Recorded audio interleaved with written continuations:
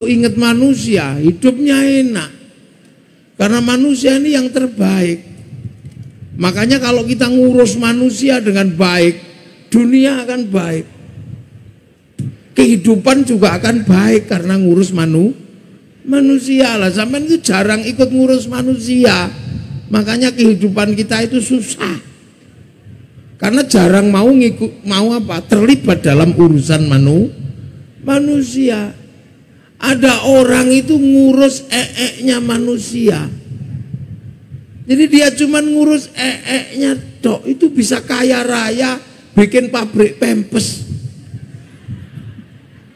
Lah itu karena ngurus nya manusia. Coba ngurus nya luwak itu paling punya kopi luwak. Tapi ngurus nya manusia, punya pabrik pempes. Ngurus giginya manusia, itu punya pabrik odol, pabrik sikat gigi. Ngurus mukanya ibu-ibu itu punya pabrik kosmetik, skincare. Ngurus mencretnya manusia punya pabrik Entrostop. Itu kan karena mau ngurus manusia. Ngurus hidupnya manusia dok, punya pabrik hidup sing ngebyo-ngebyo itu. Ngurus gigi monyongnya manusia punya pabrik behel, dikawat giginya. Lu jadi di sini ini apa yang nggak ngurus manusia? Sedotan ini karena ngurus mulut manusia, karena kalau minum nyosor kelilit seleken sedotan. Bikin kursi ini karena ngurus bokongnya manusia. Ya kan, bikin mic ini karena ngurus kupingnya manusia. Makanya apa di dunia ini yang nggak ngurus manusia? Bikin jilbab yang macem-macem karena ngurus kerudungnya manusia. Mana di dunia ini yang nggak ada urusannya sama manusia? Makanya orang kalau ngurus manusia enak. Kenapa bupati enak? Yang ngurus manusia selampung tengah. Kenapa jadi DPR enak? Ya karena ngurus manusia. Sampai kadang alo-alo kiai uripe enak lah, ngurus santri. Nah sampean ngurusi wedhus toh, ayo mambu wedhus. Tapi ngurus wedhus juga ngurus makanan Iya, jadi dunia ini mana yang nggak ada urusannya sama manusia. Makanya biar manusia ini nggak salah, selalu diingatkan. Nah, ingatan besar itu ada ingatan besar, ada ingatan kecil. Nah, ya bagian ingatan besar itu namanya Rasul, namanya Nabi. Biar manusia nggak lupa kalau manusia itu punya Allah, punya Tuhan. Maka manusia diingatkan pakai nabi-nabi, dibikin peringatan. Makanya enak bikin peringatan, karena ngurus manusia itu nggak ringan. Makanya lahir diperingati, namanya hari kelahiran. Pernikahan diperingati karena hari pernikahan. Sunat diperingati karena sunat. Punya kota diperingati karena ada hari jadi kota. Itu semua mengingatkan manusia. Makanya sampai mati pun diingatkan dengan peringatan kematian. Jadi manusia ini butuh banyak diingatkan. Karena kalau nggak diingatkan manusia lupa. Makanya kita ingetin. Karena manusia kalau ngurus kambing aja gampang, begitu dia bikin masalah pasrahkan sama tukang sate, rampung. Ngurus kayu gampang, pasrahkan sama tukang kayu, potong, selesai. Ngurus gampang, kasih pempes, selesai. Ngurus manusia ini loh. Ngurus manusia ini Masya Allah rumitnya luar biasa. Makanya Allah itu selalu mengingatkan manusia agar nggak lupa dalam hal apapun. Dalam hal menjadi manusia ya dibikin ingatan bahwa apa? Manusia itu punya pencipta, agar ingat sehari disuruh sholat 5 kali. Itu peringatan agar gak lupa sama Pencipta. Ingatan mingguan biar ingat, biar tidak lupa kalau sudah seminggu disuruh Jumatan. Siapa tahu ada yang nggak mau ingat mingguan tapi ingatnya tahunan, disuruh sholat Idul Adha, sholat Idul Fitri. Jadi ingetan. Manusia biar ingat bahwa orang lapar itu nggak enak, diajarkan puasa, diajarkan bayar zakat. Semua itu peringatan. Nah, salah satu peringatan yang kita lakukan adalah peringatan orang-orang yang sudah mendahului kita. Nah, orang yang mendahului kita itu siapa? Ya orang-orang yang pernah hidup dan menjadi sebab kita ada hari ini. Karena manusia itu ada sebabnya. Jadi tidak semata-mata manusia itu tiba-tiba hadir gitu. Enggak. Manusia punya nenek moyang awal, namanya Adam.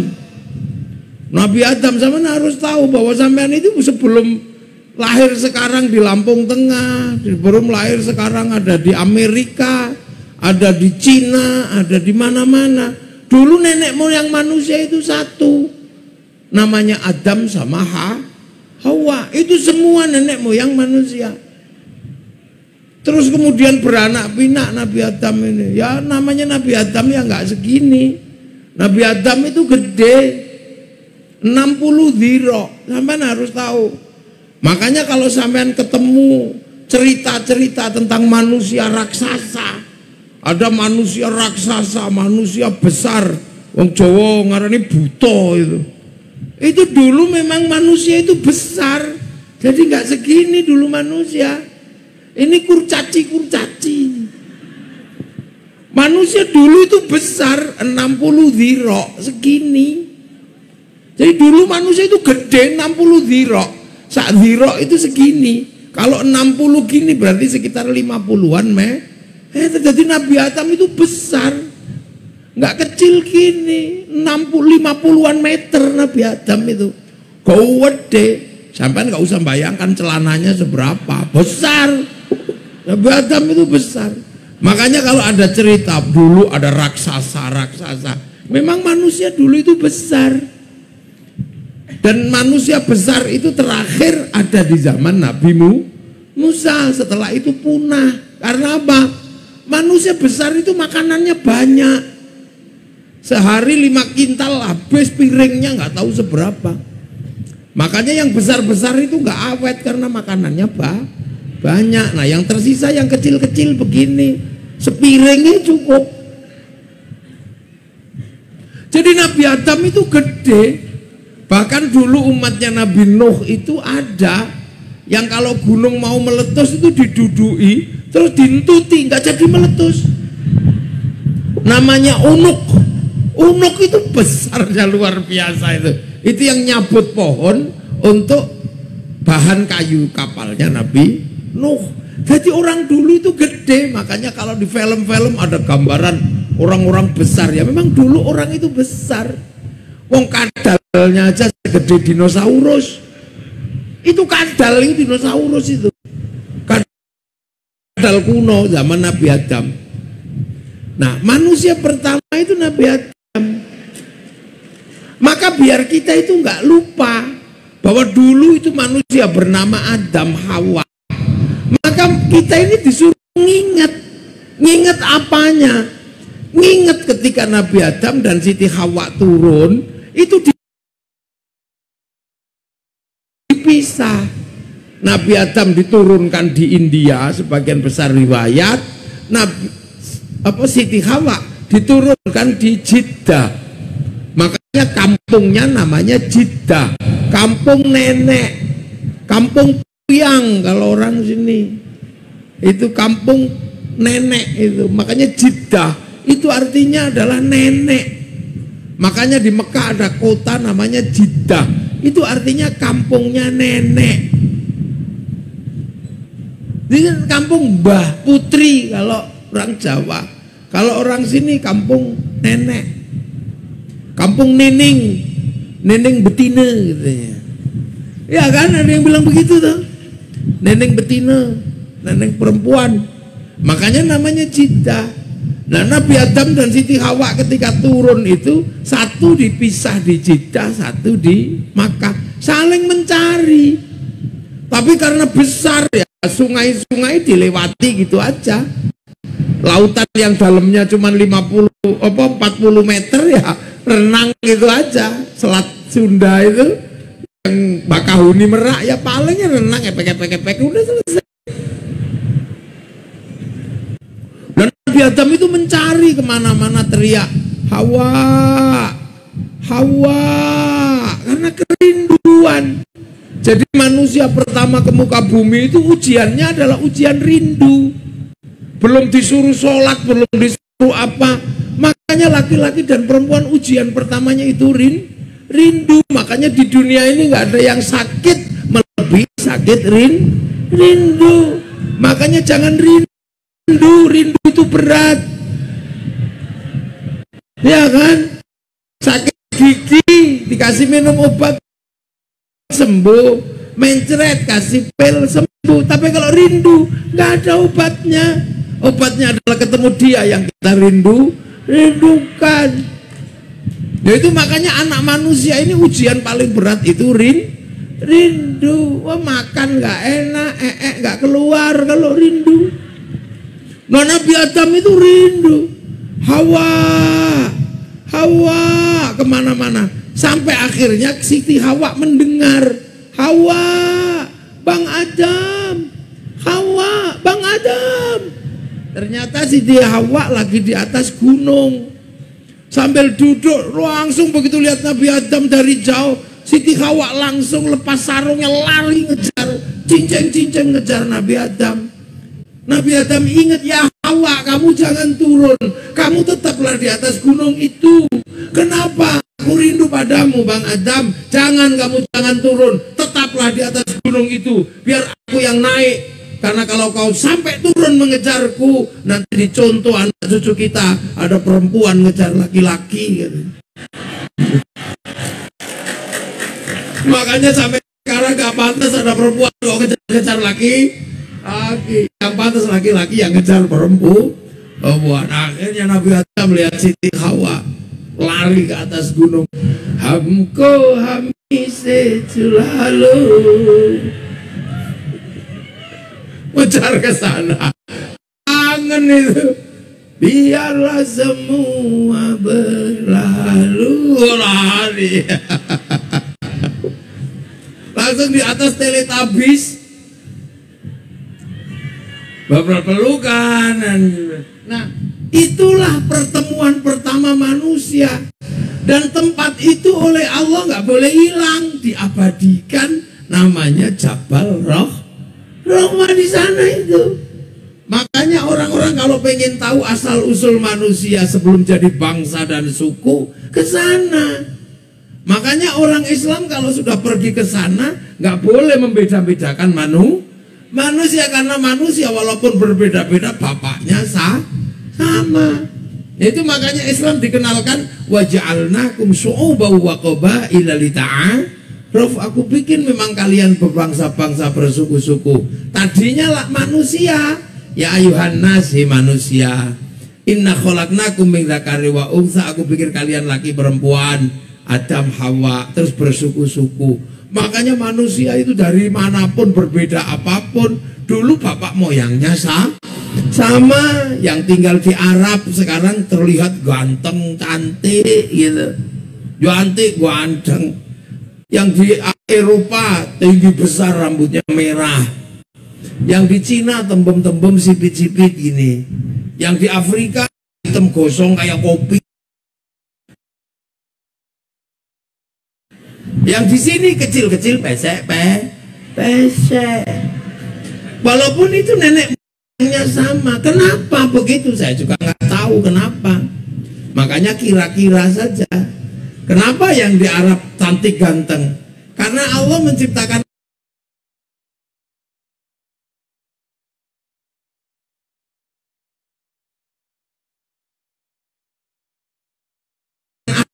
Arab itu kering, gersang, tanpa air.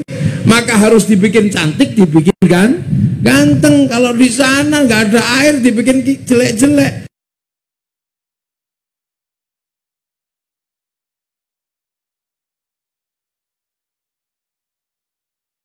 Kalau nggak mandi tambah jelek. Makanya orang sana walaupun nggak mandi tetap cantik, tetap ganteng. Orang Eropa kenapa dibikin tinggi besar, rambutnya merah? Karena di sana ada musim dingin. Musim dingin kalau dibikin kecil gini kedinginan mati. Maka dibikin besar. Orang Cina kenapa tembem-tembem sipit-sipit? Karena di sana kalau musim dingin salju turun, mataharinya keluar silau, lama-lama ya gini. Afrika kenapa hitam? Ya karena Allah nitip singa di sana.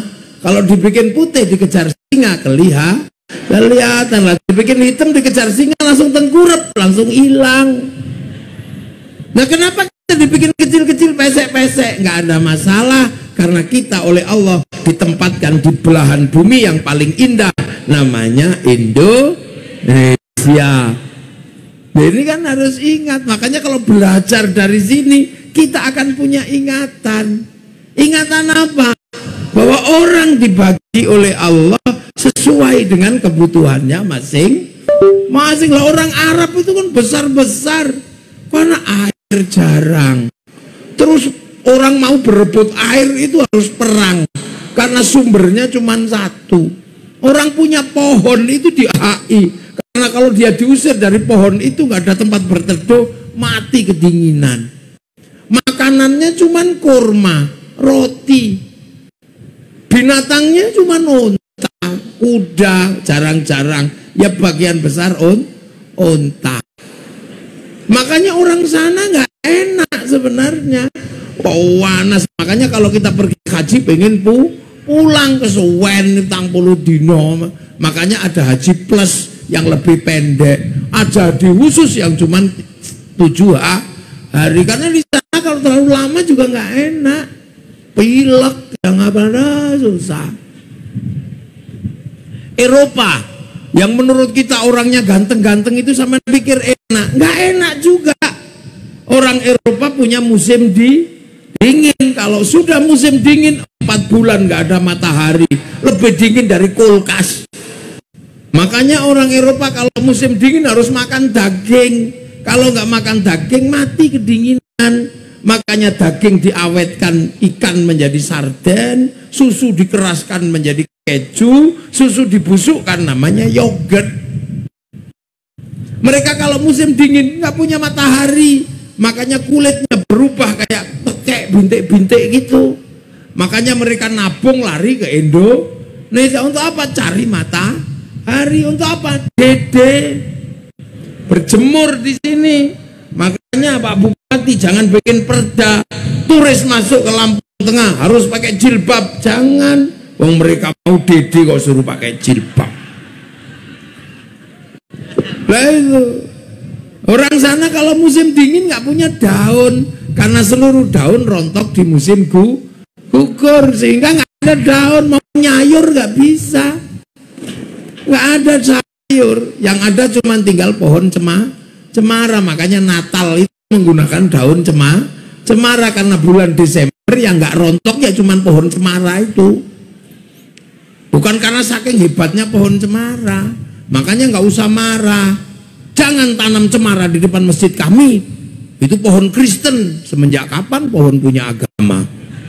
Makanya kayak gini paham. Kalau kita paham itu enak. Orang Eropa kenapa? Selalu perang kemana-mana. Dulu ke Indonesia ngambil rempah untuk bertahan di musim dingin. Sekarang ngambil minyak di Timur Tengah, perang di sana. Ngambil minyak untuk apa? Menghidupkan pemanas di musim dingin, menghidupkan pendingin di musim panas. Maka teknologinya AC, air condition. Lah kita ya nggak dingin, nggak panas. Makanya teknologinya cuma sarung. Kalau kedinginan ya kemulan sarung, kepanasan kebut-kebut sarung. Enak. Lah iya. Orang sana kalau musim dingin nggak punya ikan, ikannya mengering, sungainya keras jadi es. Makanya kalau musim dingin mereka mengawetkan ikan.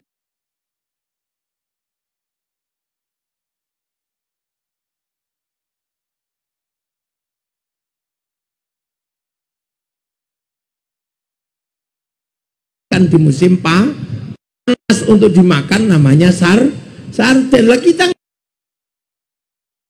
ngapain ikut-ikutan makan sarden? Wong setiap hari kita cari ikan di sungai ada, nggak ada ikan kodok juga ada, labi-labi ada, kita kok.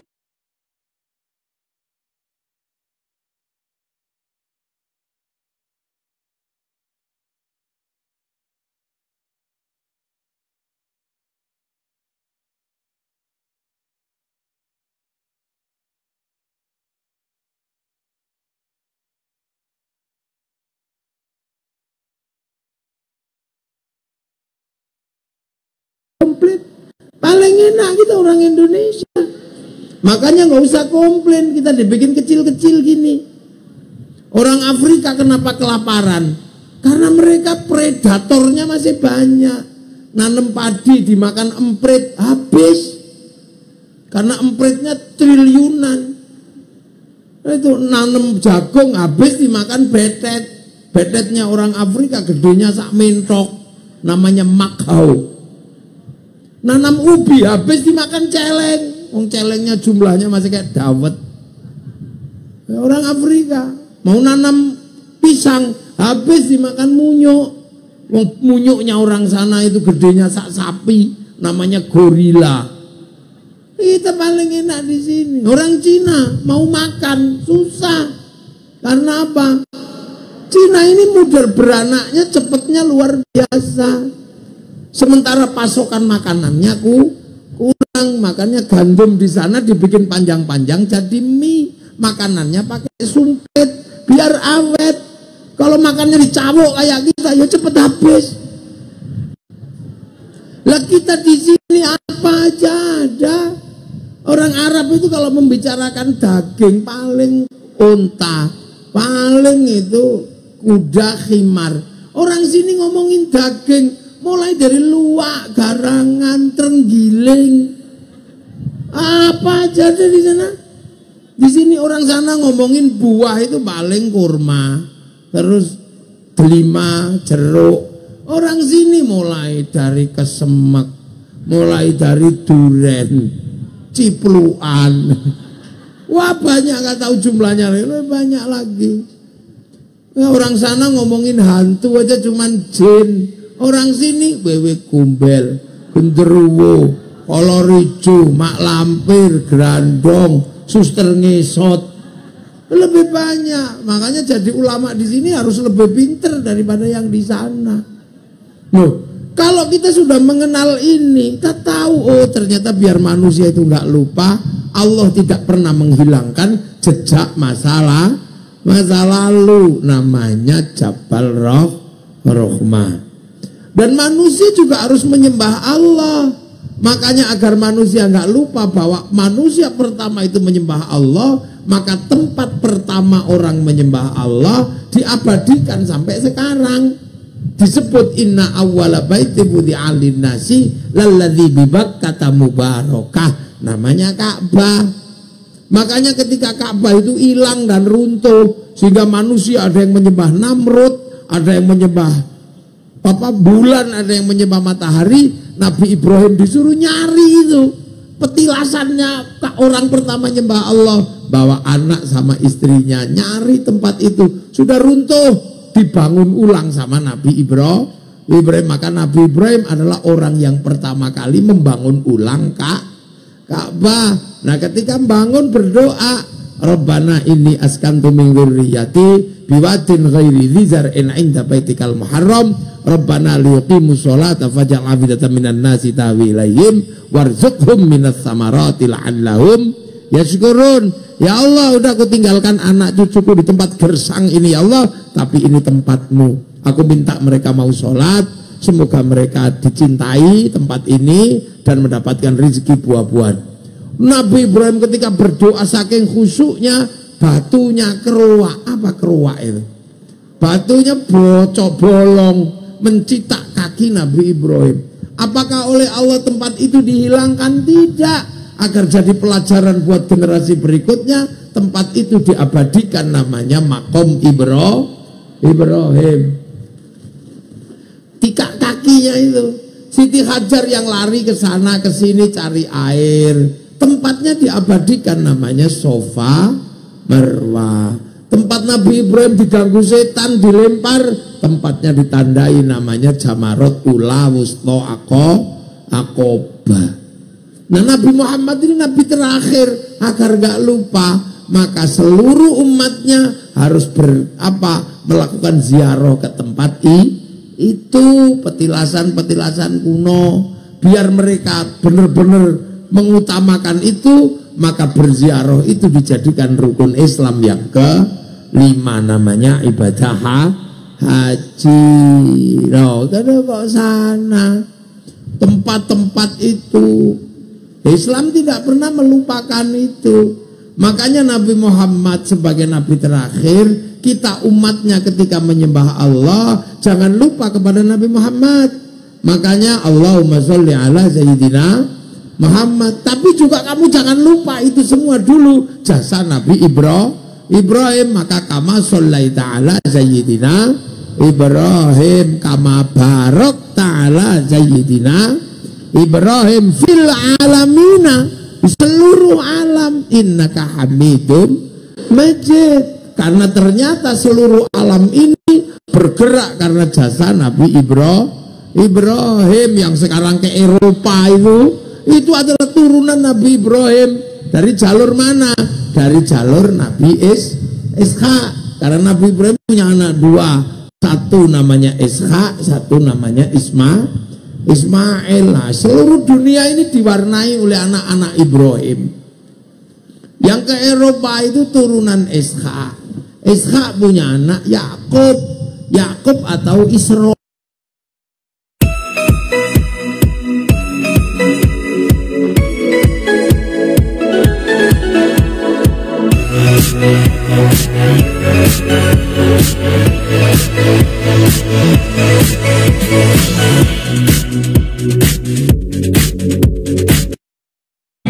Jangan lupa doakan yang pergi lebih dulu yang bawa iman. Nah, itulah maka kelasnya ada kelas internasional, ada kelas lokal, agar kita bersyukur. Yang sana dilahirkan menjadi bangsa Arab, ya sudah Allah milikkan bangsa Arab. Yang sana lahir menjadi bangsa Cina, ya sudah menjadi bangsa Cina. Nah, sekarang ketemu semua antar bangsa. Cina nggak datang ke sini, tapi make-nya datang. Nah, ini dunia baru. Kiai ngajarin sholat itu ternyata nutup aurat.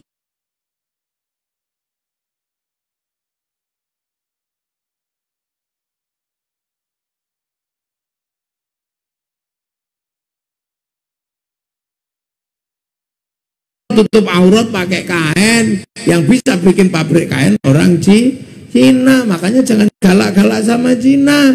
Cinanya pergi, kamu telanjang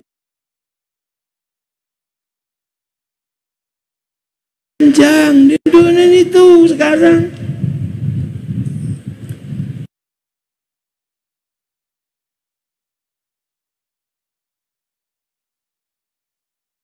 Kita wudhu pakai air sekarang disedot sama sanyo, dialirkan oleh pipa. Wudhunya diurus kiai, pipa sanyonya diurus mas pion. No, apa sampean? No, ini kiai mau minum sedotan pakai aqua. Aqua ini diurus Danon orang Prancis, walaupun di sini. Istri-istri kita ini cantik-cantik sekarang. Itu karena bedaknya diurus sama orang Prancis, sehingga cantik-cantik skincare-nya.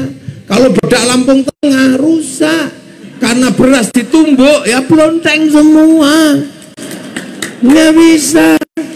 Kita punya banser, kita punya polisi, kita punya tentara, kita punya bupati. Nggak ada yang tahu bedanya di mana.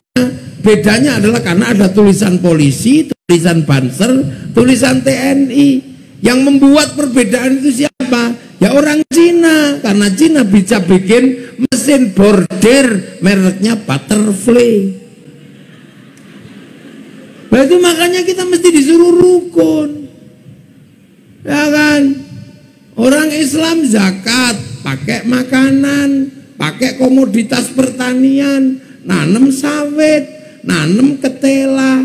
Yang beli ketela siapa? Ya bukan orang Lampung, nggak bisa dimakan. Yang beli ketela adalah pabrik-pabrik aci, pabrik-pabrik tepung, seluruhnya konsorsium internasional, ada dari Eropa, ada dari Cina. Kalau mereka kita usir, nah pupuk tepung kita yang beli siapa? Yang beli sawit siapa? Orang kiai ngantuk aja dibantu sama Cina. Lewat apa? Rokok, gudang garam. Lah itu dunia, makanya orang sekarang nggak boleh ribut-ribut. Ya kan? Kita makan itu, makanan kita.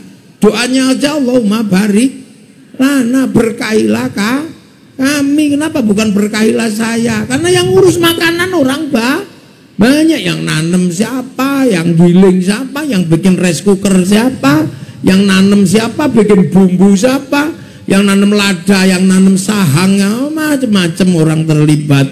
Terus makanan jadi enak karena dikasih garam. Yang bikin garam bukan orang Lampung, orang Jepara sana sama orang Rembang, pakai tambak garam.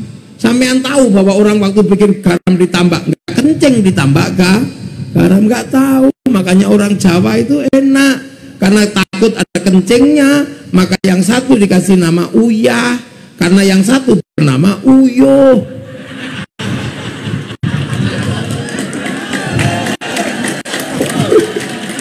Tahu Pak Bupati bedanya uyah sama uyuh itu?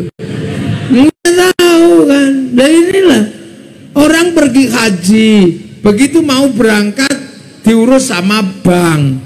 Bank itu yang pertama kali buat orang Yahudi. Terus kita mau anti bank, terus duitnya dikasih ke pilot, nggak mau.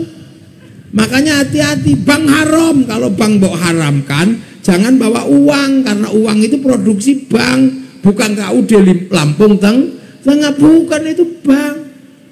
Kalau mau berangkat haji diurus pesawat, yang bikin orang Yahudi. Kalau Yahudi dimatiin semua, kita pergi haji renang. Wah, dunia itu begitu, jangan sok-sokan. Makanya Rasulullah itu enak kalau sudah berbicara kebaikan. Mayyuridillahu bi khairan yufaqihu fiddin. Siapa yang dikehendaki menjadi baik oleh Allah, dikasih ngerti dalam urusan agama. Lah khairannya nakiro, maknanya khairan kamilan, kebaikan yang sempurna. Nah, lah baik sempurna bukan milik manusia, itu milik Allah. Maka manusia kalau baik pasti nggak sempurna. Nah, pasti baiknya bareng yang lain. Tak kasih contoh, pengajian ini baik enggak? Terus yang paling baik siapa? Ya kiainya.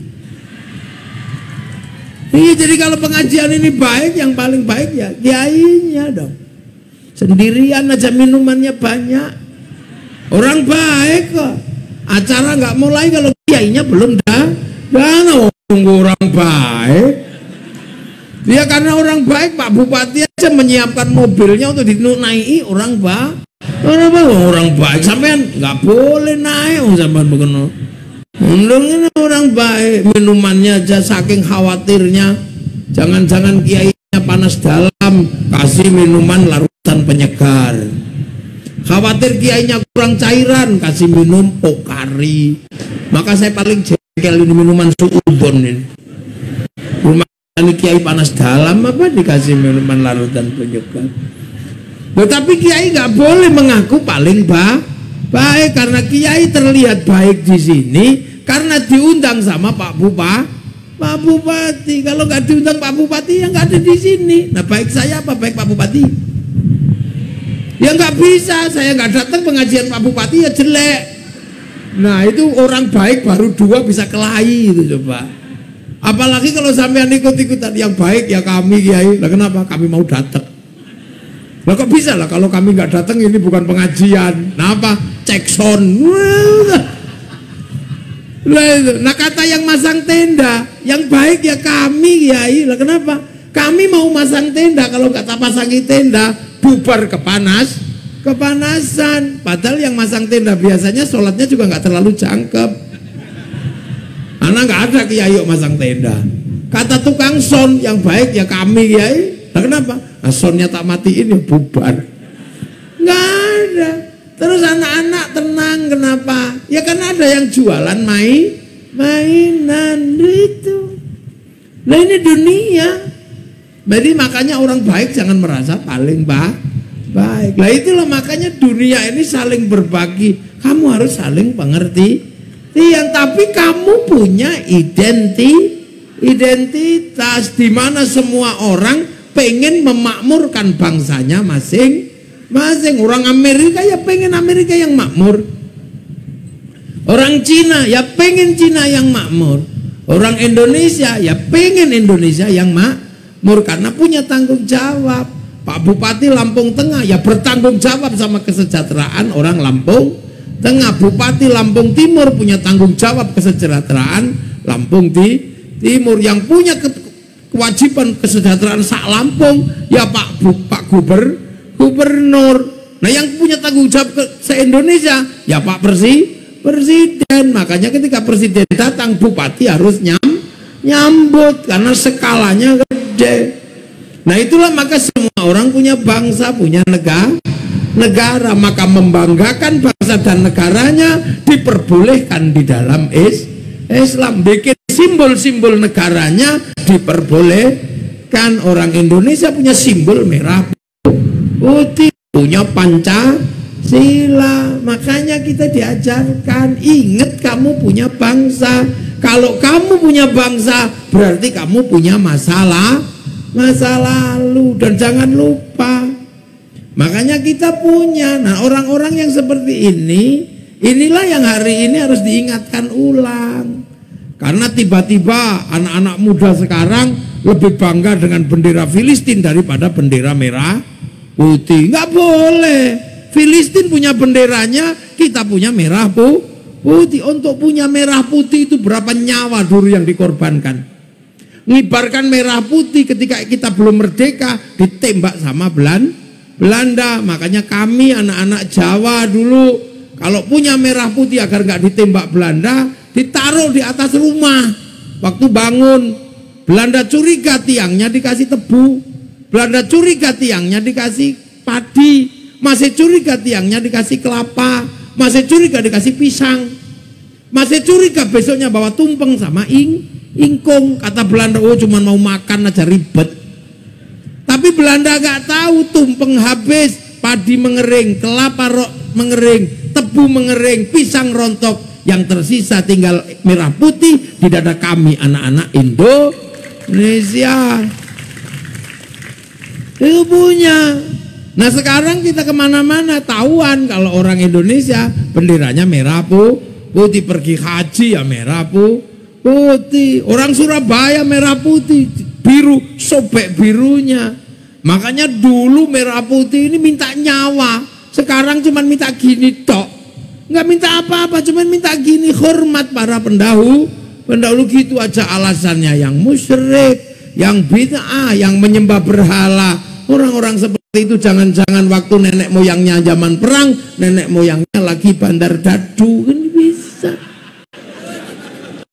Jangan-jangan tiba-tiba kita punya. Makanya semua bangsa punya ceritanya masing-masing. Amerika menceritakan bangsanya, bagaimana dia membangun cerita dalam film Hollywood melalui film Wild West sampai The Last of the Mohican. Orang Amerika agar dia tahu bahwa bangsanya kuat. Ketika dia kalah dalam perang Vietnam, nggak terima dia bikin Rambo 1 sampai 6. Ketika dia kalah dengan Cina, dia bikin American Shaolin, American Kung Fu. Padahal semua orang tahu Shaolin nggak pernah ada di Amerika. Ketika dia ditekan sama Jepang, dia bikin American Samurai, American Ninja. Bahkan samurai terakhir dari Jepang, orangnya dari Amerika, namanya Tom Cruise dalam film The Last Samurai. Semua punya ceritanya. Orang Cina menceritakan bangsanya mulai dari ular putih sampai ular hijau. mulai dari Wun Fei Hung sampai Sun Gokong, diceritain semua, gak ada yang tersisa. Orang Jepang menceritakan samurai, dari semangat Bushido sampai agar anak-anak ini tahu bahwa perjuangan orang Jepang untuk bersatu sangat berat.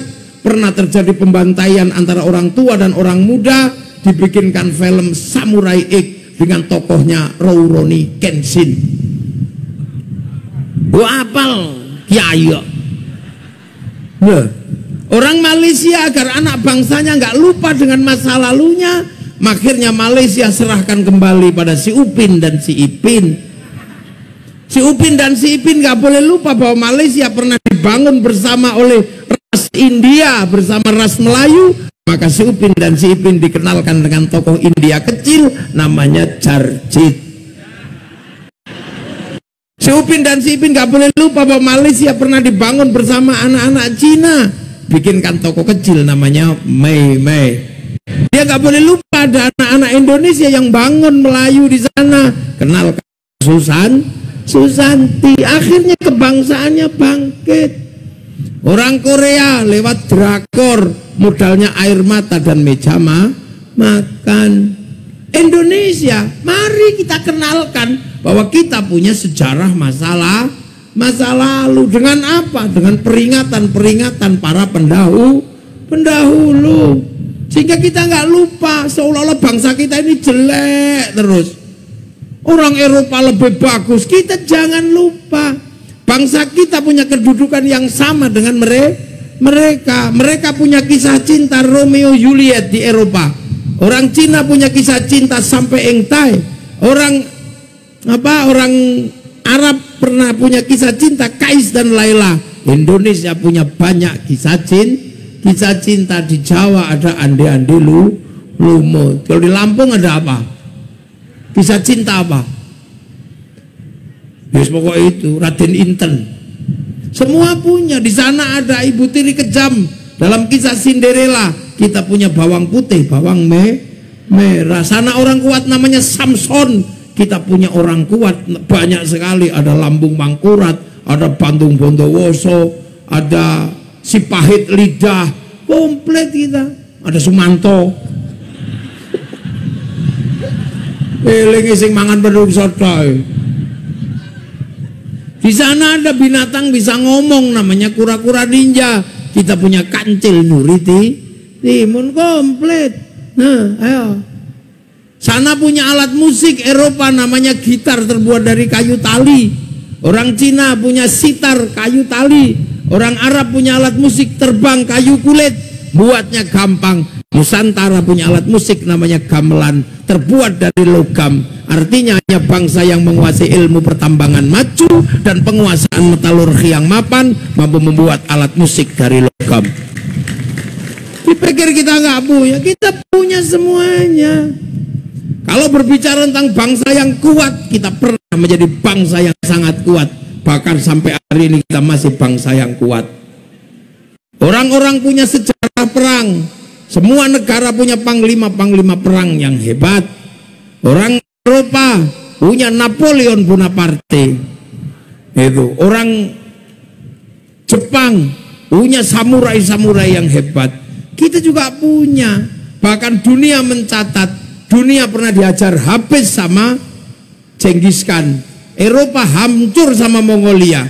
Cina hancur sama Mongolia. Arab hancur sama Mongolia. Tapi ketika Mongolia mengirim utusan ke sini, utusannya nggak selamat, dipotong kupingnya sama Kertanegara. Akhirnya Mongolia menyerang Nusantara, dihadapi sama Singasari, Pajajaran dan Sriwijaya. Hasilnya apa? Terjadi perang besar di Selat Malaka. Dan saat itulah bangsa Mongolia mengalami kekalahannya. Satu-satunya bangsa yang mampu menaklukkan Mongolia adalah bangsa Nusantara. Makanya jangan ngajak kelahi sama orang Indonesia. Jangan ganggu orang Indonesia. Orang Indonesia itu ngalah. Nah, tapi kalau sudah nemen ngalih. Kalau udah nggak bisa ditahan, ngamuk. Makanya satu-satunya bangsa di dunia yang merdeka karena merebut kemerdekaannya dengan perang adalah bangsa Indonesia. Dan itu ada pahlawan-pahlawan yang sangat banyak. Di sini ada Raden Intan, di sana ada Sultan Badarudin, di Jawa ada Pangeran Diponegoro, sebelumnya ada Raja-Raja Sriwijaya, Raja Pajajaran, orang-orang hebat. Makanya jangan salah, Rasulullah lahir tahun 571, 600 masih disebut jahiliyah orang Arab. Kita tahun 300 sudah berdiri kerajaan Kutai Kartanegara. Tahun 400 kita pernah mendirikan kerajaan Kanjuruhan. Tahun 500 berdiri kerajaan Kalingga Ratunya Sima. Tahun 600 berdiri kerajaan Mataram. Tahun 700 berdiri kerajaan Sriwijaya. Semua kerajaan-kerajaan besar ada di sini.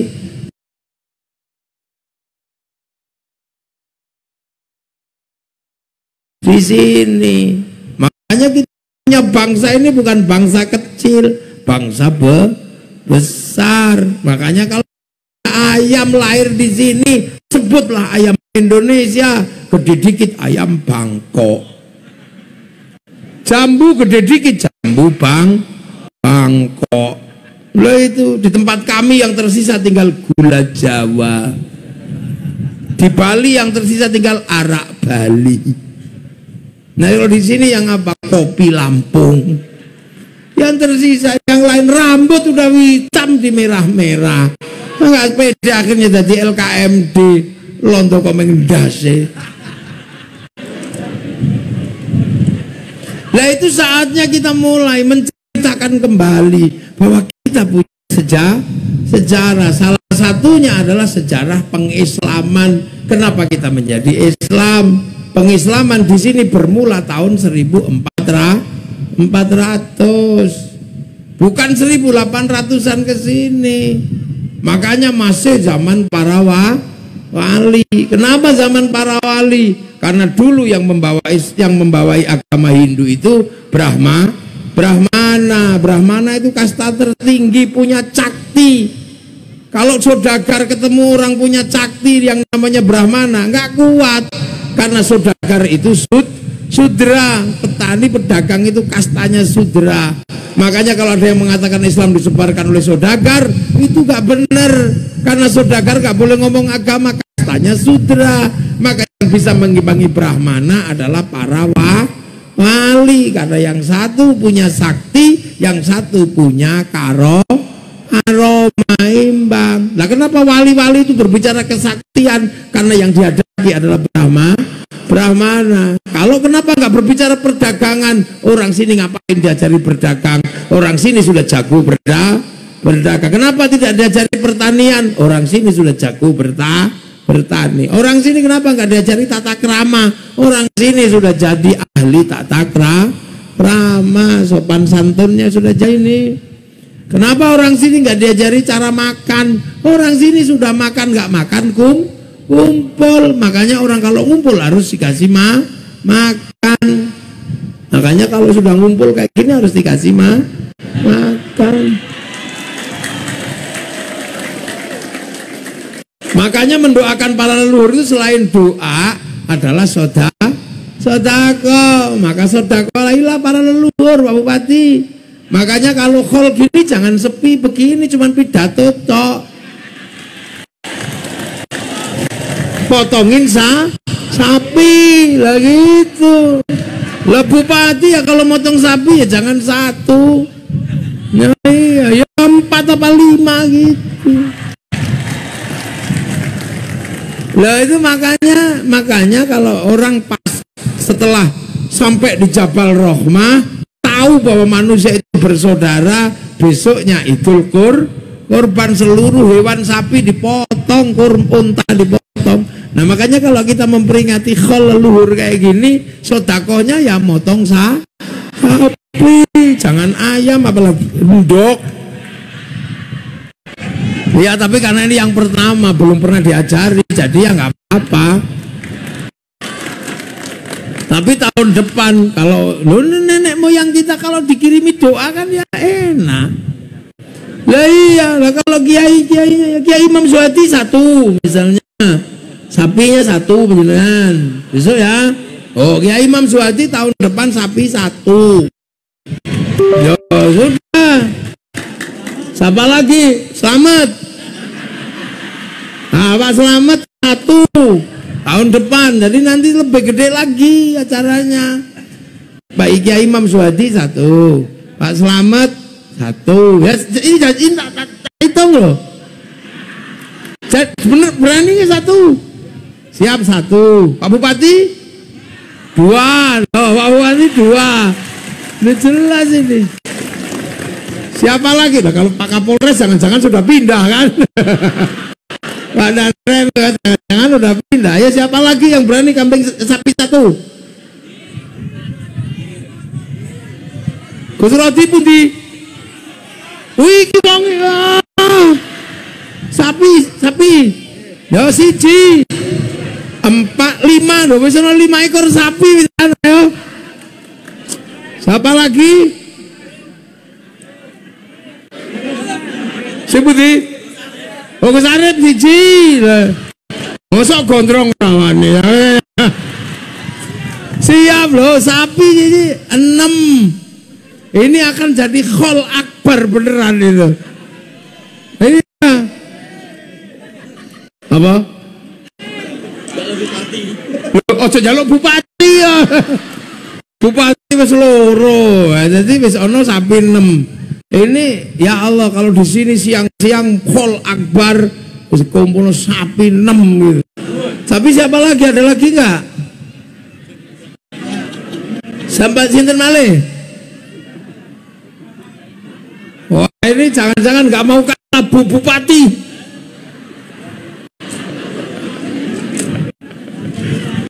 Oh, Wakil Bupati, mana Wakil Bupati?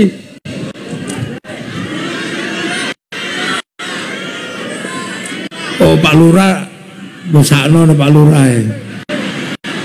Mana Pak Lurahnya? Oh, Pak Lurah. Beras. Pak Lurah apa? Beras 2 ton. Wah, 2 kintal. Ini sapi 6 itu. Wong sak Lampung Tengah bikin khol akbar Lampung Tengah. Nanti ketua panitianya biar semuanya tahu caranya, biar para kiai jadi ketua panitia. Karena terbiasa bikin khol akbar. Jadi yang nyumbang sapi jadi panitia. Niki imam ini kan. Lagi Muksin. Dan ngene tok. Sini tok, wong sepuh iku mung penting ngene.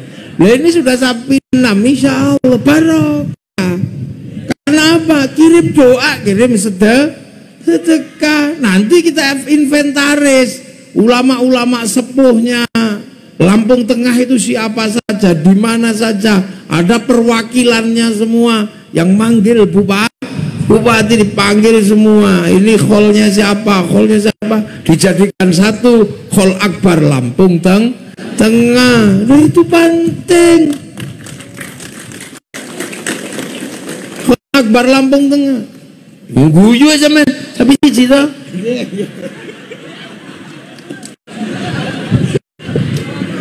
Nah,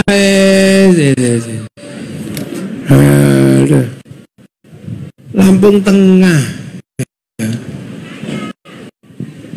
Siapa lagi?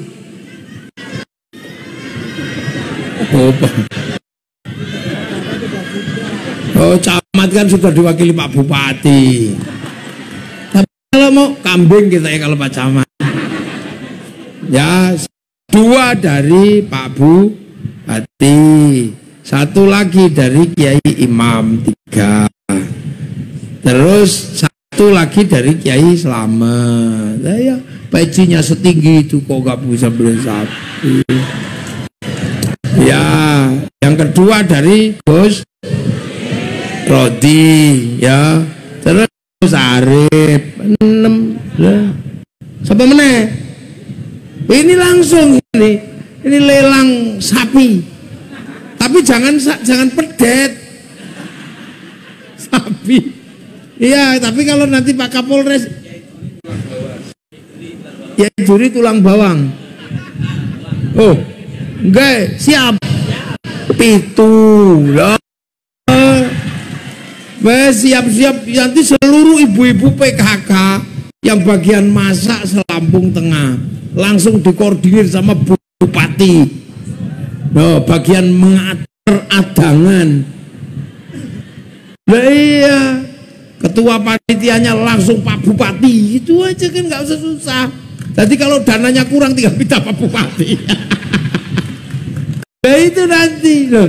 Kadang orang kan bertanya, kita ini ngapain sampai ngada-ngadain untuk doakan orang tua? Loh orang tua itu ada, kita aja kadang sampai utang-utang kok. Kita lahir itu nggak punya susu, diutang-utangkan. Makanya kadang kalau orang tua kita mati, ya utang lah wong anak, orang gelem utang lah wong tuane. Nah itu pitu sapi wis diinventarisir sapa? Sing utangnya harus mesti nyatet iki. Siapa yang bagian nyatet? Oh, ya Imam Suhadi yang nyatet. Pokoknya kerah lo kabeh sekerah-kerahnya. Jadi Khol Akbar Lampung Tengah itu tidak sekecil ini, lebih gede lagi. Bila perlu di alun-alun Kabupaten Lampung Tengah, di depan pendopo ada alun-alunnya kan. Ya itu akan jadi prototipe Lampung, akan ada Khol Akbar para pendahulu dan orang yang berjasa buat Lampung Tengah. Nanti Lampung Tengah bikin, Lampung Timur bikin. Fa insya Allah dunia ini akan tentram. Nanti kalau sudah semua kabupaten bikin, bupatinya di apa gubernurnya harus bikin, kan gentian gitu. Jadi sekali-sekali, karena apa? Dari situ akan ada barokah, karena setiap orang yang makan doanya Allahumma barik. Makanya makanannya disebut makanan barokah karena doanya Allahumma barik. Kebiasaan Rasulullah dan sahabat. Rasulullah itu kalau sahabat itu selalu mencari Rasulullah kalau mau makan, minta doa Allahumma barik. Nah, kalau sudah didoakan Allahumma barik, makanannya jadi makanan barokah lah. Makanan barokah itu kalau dimakan jadi daging, dagingnya daging barokah. Daging barokah itu gak dibakar sama api neraka. Makanya barik lana terusannya wakina ada benar, jauhkan kami dari api neraka. Karena makanannya barokah, maka kalau dibawa pulang namanya jadi kan dari barik. Makanya barik lah. Apakah makanan bisa nyimpen barokah? Jangankan makanan, kaset aja bisa nyimpen suara, handphone bisa nyimpen gambar. Makanya kalau punya hajat sesuatu, dulu orang tua kita paling seneng barok makanan. Makanya setiap ada acara yang didahulukan mengeluarkan makanan barokah, bikin yang enak-enak. Biar apa? Kalau dimakan enak lah. Sekarang orang tahu makanan barokah, bikinnya yang nggak enak. Nasinya keras, tempenya keras, tahunya apa gitu. Waktunya dimakan, ya nggak enak. Akhirnya bawa pulang kasih mentok, akhirnya mentoknya barokah.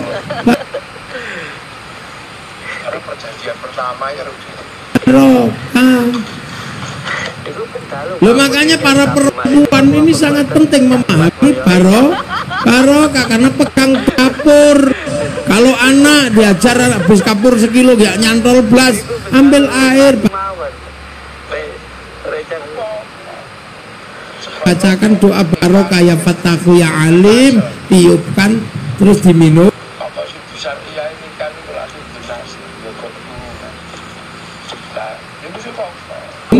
Minumkan. Punya anak tambah sakit gak sehat-sehat,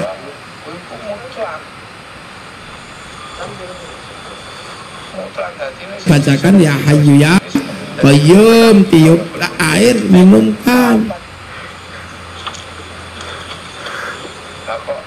Punya anak dikasih makan nggak tambah gede, tambah ini kecantikan, kegantengan aja itu, nggak tambah sehat, nggak tambah ini. Baca turunan ya, keturunan kan Raisa di online usahanya karo boyo.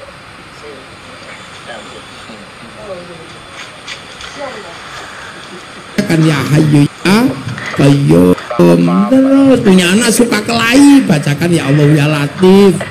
Punya suami kok mau kawin lagi, ambil air, bacakan ya Rahman ya Rahim. Ya ojo malah kopak kopi, jangan gitu. Bila perlu ingatkan lagu berdua, apabila ku ingat dirimu. Itu angkat airnya ditiup itu ombek apa? Lah itu makanan barokah. Makanya besok kalau semuanya sudah jalan,